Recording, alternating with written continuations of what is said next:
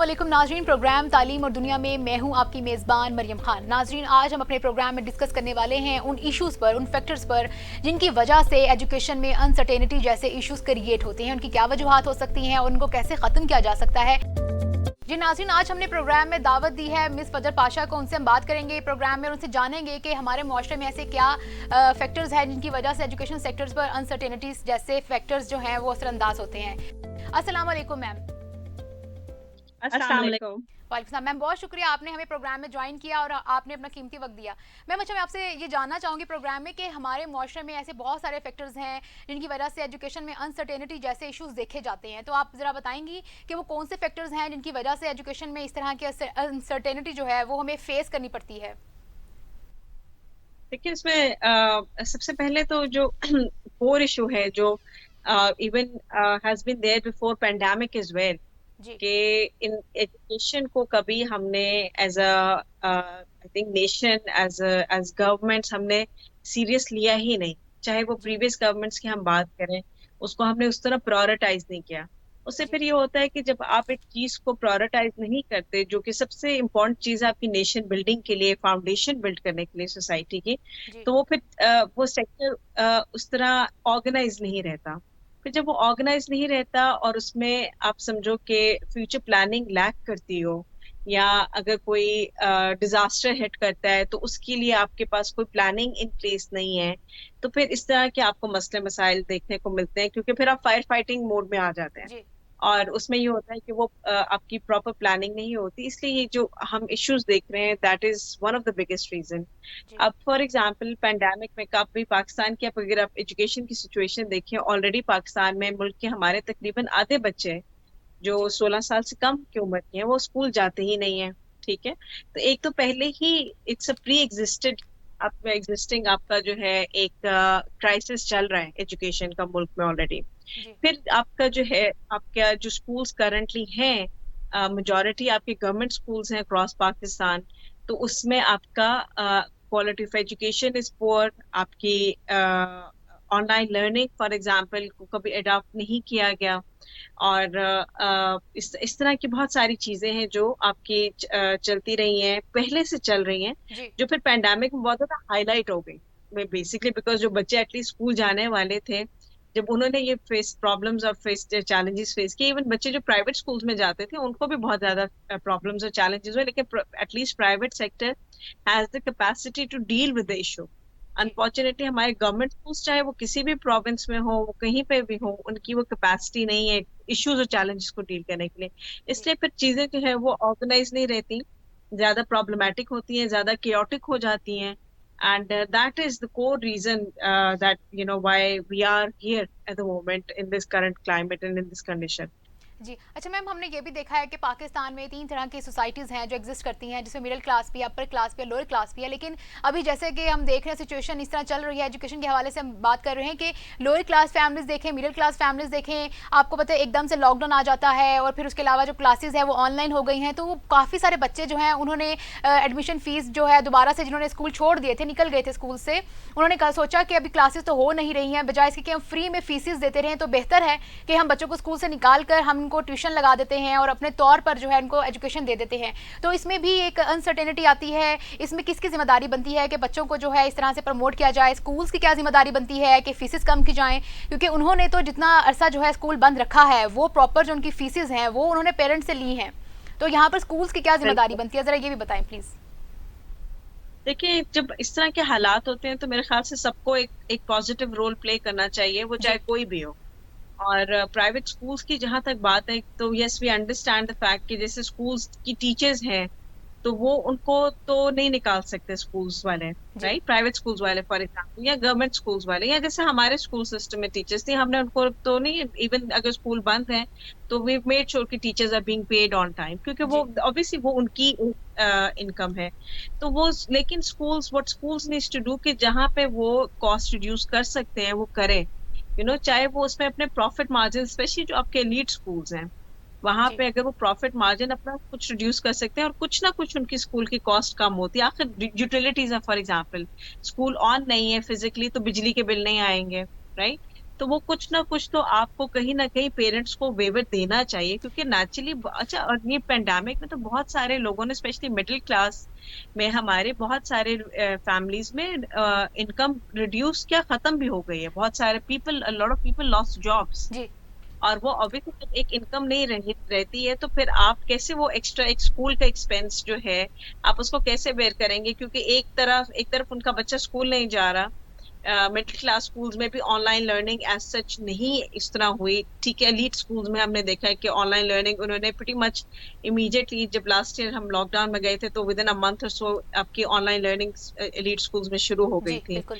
लेकिन आपके middle class schools में या लो फीस स्कूल्स में तो नहीं हो रहा था। जी तो वो मेरे ख्याल से उधर पे जहाँ जहाँ जो स्कूल पे अपनी कॉस्ट रिड्यूस कर सकता था उसको करना चाहिए था। और पेरेंट्स के लिए इट्स बीन अ चैलेंज, क्योंकि अब जैसे फॉर एग्जांपल माय सेल्फ, मेरे पास घर पे 5 बच्चे हैं।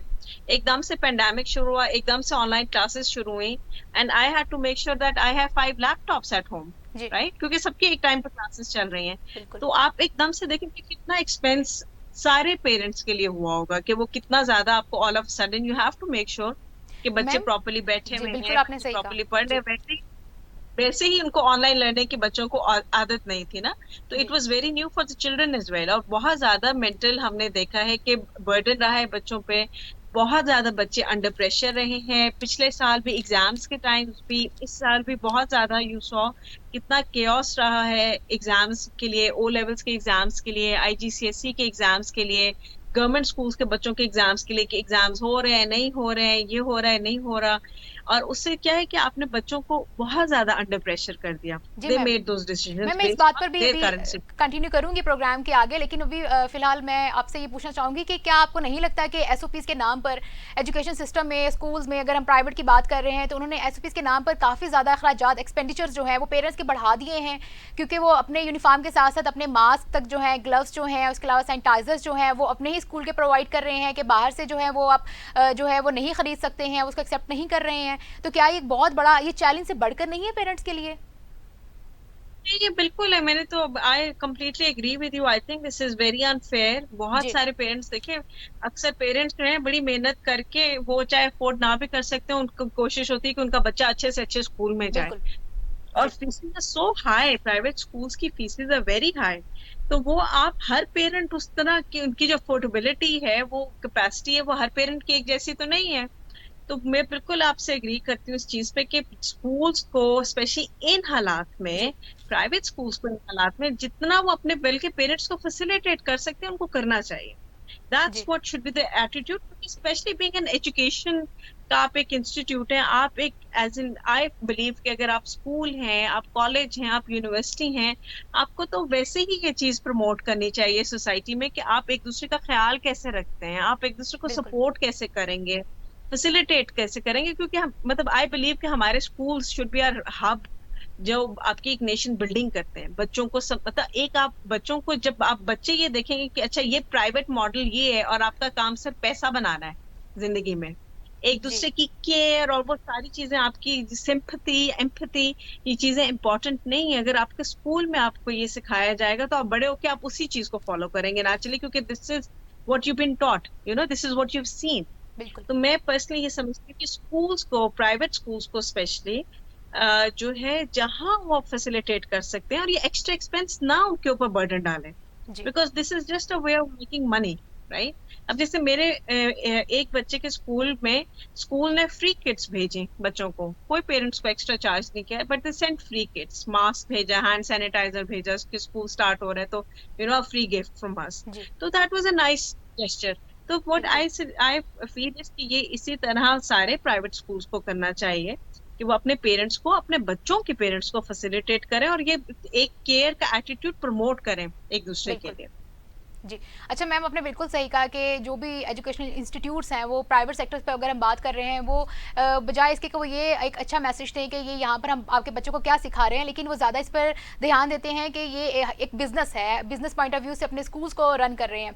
अच्छा मैम, मैं आगे आपसे ये बात करना चाहूँगी कि बताएं कि मैम एकदम से जो है सडन चेंज आया सिलेबस में, एकदम से जो है सिंगल नेशनल एजुकेशन का जो करिकुलम था उसको इंट्रोड्यूस करवाया गया, तो काफ़ी ज़्यादा कन्फ्यूजन नहीं है कि क्या सही है क्या गलत है, क्योंकि कुछ सूबों सूबों ने तो इसको एक्सेप्ट कर लिया है, लेकिन सिंध ने भी इसको अभी तक एक्सेप्ट नहीं किया है। तो यहाँ पे भी तो अनसर्टेनिटी के इश्यूज आते हैं ना, कि जो बच्चों को पढ़ाना है वो एक्चुअली सही क्या है। और अगर बात की जाए मार्केट में भी सही जो है बुक्स जो है उनकी तादाद जो है वो नहीं मिलती है। एकदम से सिलेबस तो चेंज हो गया है, लेकिन अभी स्कूलों में प्रोवाइड नहीं किया गया है। क्या कहेंगी मैम? अच्छा, इसमें मेरे ख्याल से जो जरूरी चीज है ना, एक तो बहुत इसमें एक सिंगल नेशनल करिकुलम के हवाले से मैं समझती हूँ बहुत ज्यादा कंफ्यूजन है। जी बिल्कुल। 2-3 days ago मैंने हम लोग एज एन ऑर्गेनाइजेशन हमने अपना भी एक वेबिनार सिंगल नेशनल करिकुलम पे किया था, जो हमने मैम वजीहा के साथ किया था, who is the parliamentary secretary for education. जी अच्छा, उसमें बहुत सारी हमारी इंटरेस्टिंग गुफ्तगू हुई और मेरी अपनी भी बहुत सारी कंफ्यूजन थी जो मैं क्लियर में कर पाई, क्योंकि सोशल मीडिया पे बहुत ज्यादा मिस इन्फॉर्मेशन अवेलेबल है। अच्छा, उसमें जैसे फॉर एग्जांपल अभी फिलहाल से प्राइमरी लेवल पे single national curriculum apply implement हो रहा है, not on the secondary level, right, to start जी विद, फॉर एग्जाम्पल। अच्छा, दूसरी चीज ये कि जैसे कि आपकी जो है एक आप ये समझे कि सिंगल नेशनल करिकुलम एक फ्रेमवर्क है। बिल्कुल। It's a basic standard of education which meets the international standard is being implemented across Pakistan, ताकि एक करिकुलम रहे उसमें। there is nothing wrong with that, क्योंकि आप दुनिया भर में किसी मुल्क में आप चले जाएं तो वहां पे यही आपका होता है कि गवर्नमेंट का एक स्टैंडर्ड नेशनल करिकुलम होता है जी और उसी बेसिस पे सब स्कूल्स चलते हैं। Because what that does is कि आपकी जो जैसे मुल्क में अभी हम लो फी बात करें, मिडिल स्कूल्स बात है, एलीट स्कूल्स हैं, हमारे मुआशरे में इतनी ज्यादा डिवीजन हो गई हुई है। बिल्कुल। अब जैसे अगर मैंने रिक्रूटमेंट करनी है अपने ऑफिस के लिए और मैं सीवीज देखूंगी, तो मैं शॉर्ट लिस्टिंग में नेचुरली वो लोग बच्चों को पहले करूंगी जो मुझे पता है कि वो कौन से स्टैंडर्ड ऑफ स्कूल से आए हुए हैं, राइट। तो बिल्कुल। मैं कहूंगी अच्छा इनकी ये बेहतर स्कूल से आए हुए हैं तो ये बेहतर परफॉर्म करेंगे काम पे। जी तो यही इसी तरह सारे एम्प्लॉयज करते हैं, क्योंकि जहां पे आपको पता है एक बच्चा किसी गवर्नमेंट स्कूल से आ रहा है तो जी वहां पे वो क्वालिटी एजुकेशन उनको नहीं मिली होगी, तो वो ऑटोमेटिकली आप समझे कि वो डिसएडवांटेज पे आ जाते हैं बच्चे नेचुरली। बिल्कुल। उनको वो जॉब अपॉर्चुनिटीज और लाइफ अपॉर्चुनिटीज नहीं मिलती। What this curriculum will do is, single national curriculum will do is कि वो अपॉर्चुनिटीज सबके लिए एक जैसी क्रिएट हो जाएंगी।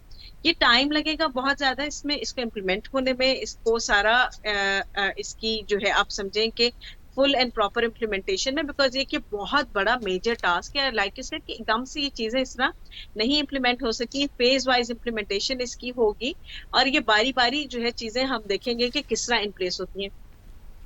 अच्छा मैम, ये बताइएगा कि क्या आप समझती हैं कि कोई पॉलिटिकल फैक्टर्स हैं वो भी अनसर्टेनिटी जो है वो एजुकेशन में पैदा करते हैं? क्योंकि अभी हम देखते हैं कि सूबे जो हैं वो जब भी कोई डिसीजन लेते हैं स्कूल को खोलने का, बंद करने का या सिलेबस को एक्सेप्ट करने का, कोई चेंजिंग्स आती हैं तो उसको एक्सेप्ट नहीं कर पाते। तो क्या ये भी एक वजह है कि बच्चे जो हैं वो उनको समझ से बाहर है कि स्कूल अब खुल गए हैं, अब एकदम से डिसीजन लिया गया है कि ऑनलाइन क्लासेस हैं, अब जो है वो मतलब इन क्लासरूम जो है वो क्लासेस ली जाएंगी। तो क्या आप समझती हैं कि ये भी एक बहुत बड़ा फैक्टर है? बिल्कुल, पॉलिटिकल फैक्टर तो हमेशा ही इन्वॉल्व होता है जब आपकी मल्टीपल पॉलिटिकल पार्टीज होती हैं। जी अनफॉर्चुनेटली मैं समझती हूँ कि सारी पॉलिटिकल पार्टीज का शायद काम यही होता है कि एक दूसरे के डिसीजंस चाहे जितने मर्जी अच्छे हों या गलत हों, व्हाटएवर इट इज, कि जी वो एक दूसरे के अगेंस्ट बात करें। तो अ, होना नहीं चाहिए। कम से कम तालीम के मामले में जो है ये नहीं होना चाहिए। जी तालीम के मामले को पॉलिटिकली नहीं देखना चाहिए। तालीम के मामले को जो मुल्क के बच्चों के लिए बेहतर है उस हिसाब से देखना चाहिए और उसी हिसाब से डिसीजन मेकिंग और एक्सेप्टेंस होनी चाहिए।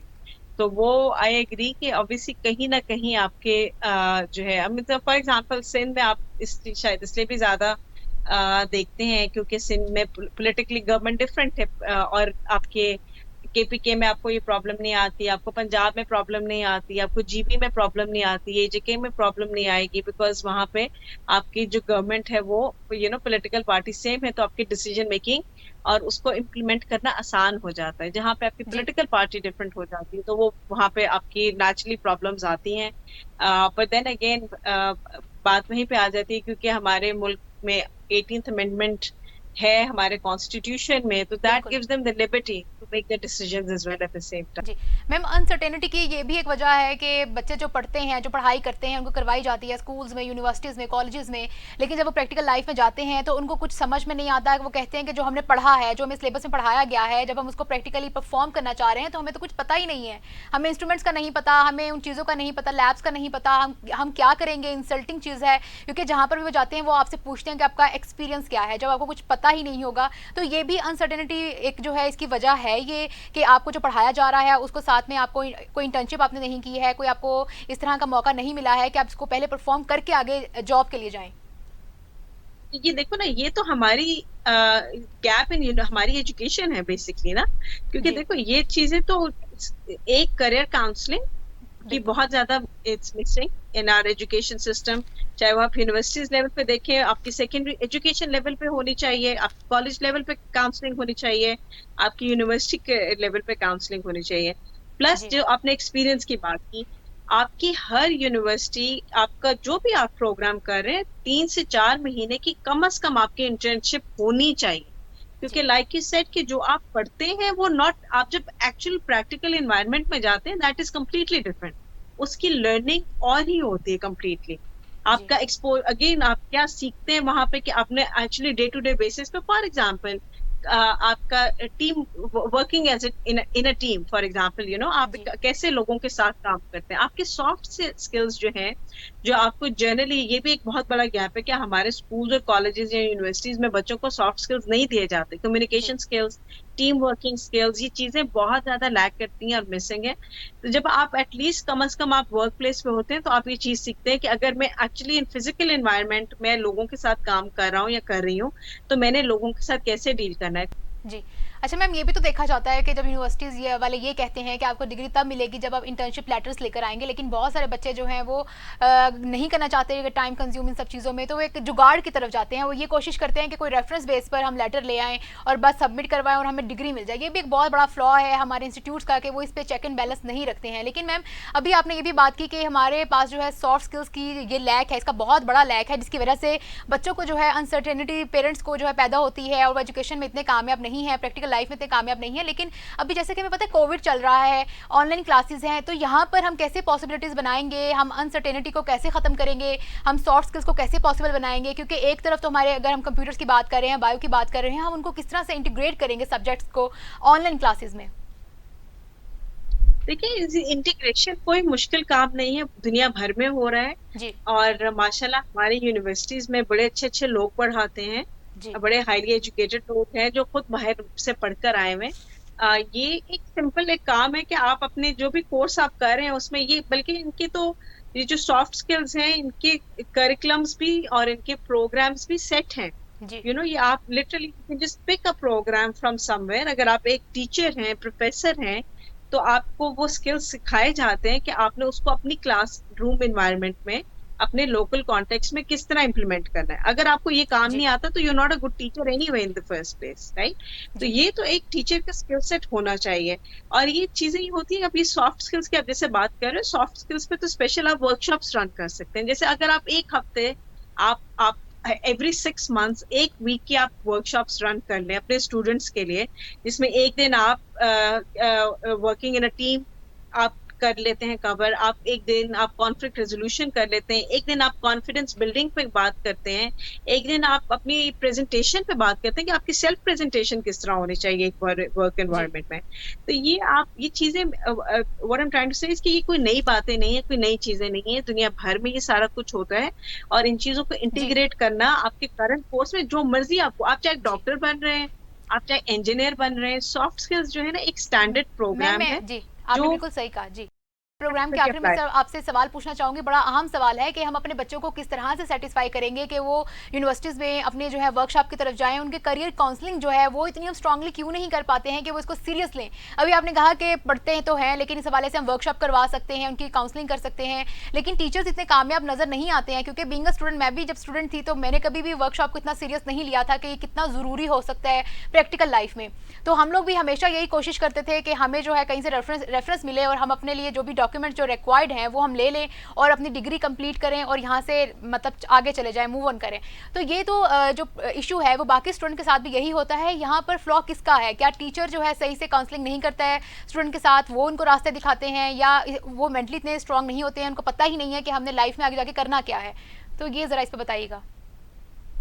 मेरे ख्याल से इसमें पेरेंट्स और टीचर्स दोनों का काम है, जी रिस्पॉन्सिबिलिटी दोनों की होती है। जी अब जैसे अगर मेरा बच्चा है, मेरी बेटी माशाल्लाह ए लेवल्स में है, तो हम लोग की इतनी डिस्कशन होती है इस चीज के ऊपर कि क्या क्या चीजें हमने स्टेप्स लेने हैं ताकि वो बेहतर से बेहतर अपने जो उसका करियर पाथ वो चूज करना चाहती है वो उसके लिए क्या क्या कर सकती है। टीचिंग मेथोडोलॉजी में पाकिस्तान में बहुत ज्यादा इस पर काम करने की जरूरत है कि टीचर्स ने एक्चुअली टीच करना किस तरह क्लासरूम में, क्लासरूम की इन्वायरमेंट क्या होनी चाहिए, उसको फ्रेंडली और एंगेजिंग कैसे बनाना है। तो वो चाहे आप जिस मर्जी लेवल पे हो, चाहे आप प्राइमरी की बात करें, सेकेंडरी की बात करें, आप यूनिवर्सिटी की बात करें, ये चीजें एप्लीकेबल होती हैं। टीचर का सबसे बहुत ज्यादा जरूरी रोल है। और मैं समझती हूँ कि जब टीचर्स को एम्प्लॉय किया जाता है, चाहे वो यूनिवर्सिटी हो, वो चाहे स्कूल हो, उनको टीचर्स की असेसमेंट कि टीचर के क्या बिलीव्स हैं, अब किस तरह वो टीच करना चाहेंगे क्लासरूम में, जी उनके ट्रायल्स की लेसन ऑब्जर्वेशंस, उनकी कि एक्चुअली कोई जाए और लेसन को ऑब्जर्व करे कि किस तरह से बच्चों को पढ़ाया जा रहा है, बच्चे कितने इंगेजिंग है। ये एक मॉनिटरिंग सिस्टम आप ये समझो कि क्लासरूम का आपका क्वालिटी एश्योरेंस सिस्टम के अंदर स्कूल्स का अपना इन प्लेस होना चाहिए। बहुत शुक्रिया मिस फजर पाशा हमारे साथ प्रोग्राम में मौजूद थी। उनसे हमने बहुत सारी बातें की और हमने कंक्लूजन निकालने की कोशिश की। नाज़रीन, हम जैसा कि जानते हैं कि बच्चों में एक अनसर्टेनिटी जैसे इश्यूज़ पाए जा रहे हैं, चाहे वो कोविड की वजह से हैं, ऑनलाइन क्लासेस की वजह से हैं, और भी बहुत सारे ऐसे इश्यूज़ हैं कि एकदम से सिलेबस चेंज हो गया है या क्लासेस जो हैं वो ऑनलाइन शिफ्ट हो गई हैं। तो इस सारी सूरत हाल में, सारे सिनेरियो में टीचर्स का एक बहुत अहम रोल है। टीचर्स की जब हम रिक्रूटमेंट की बात करते हैं तो उनके किस बेसिस पे, किन लेवल्स पर होनी चाहिए, उनकी ट्रायल्स होने चाहिए बार बार, और उनका चेक करना चाहिए क्लासेस के दौरान कि उनकी कम्युनिकेशन जो है वो कितनी बेहतरीन है बच्चों के साथ। क्योंकि बच्चों की हमेशा कोई ना कोई फेवरेट टीचर होती है, तो हमें अंदाजा हो जाता है कि अगर ये फेवरेट है वो कितना अच्छा कन्वे कर रही है, और जो टीचर सही से नहीं पढ़ा रही होती है उनकी ट्रेनिंग की ज़रूरत है। इसी हवाले से हमने जो है अपने प्रोग्राम में डिस्कशन की और हमने यही निकाला है कि टीचर की इस टाइम रिस्पॉन्सिबिलिटीज ज़्यादा बनती है कि वो बच्चों को करियर काउंसलिंग की तरफ लेके जाएं, उनको समझाएं कि वो आगे जाके क्या बन सकते हैं, और उनकी चॉइसेस पर भी नज़र रखें कि आगे उनको क्या पढ़ना चाहिए। इसी के साथ अपनी मेज़बान मरियम खान को दीजिए इजाज़त। दोबारा प्रोग्राम में आपसे मुलाकात होगी एक नए मौजूद और मेहमान के साथ। तब तक के लिए अल्लाह हाफिज़।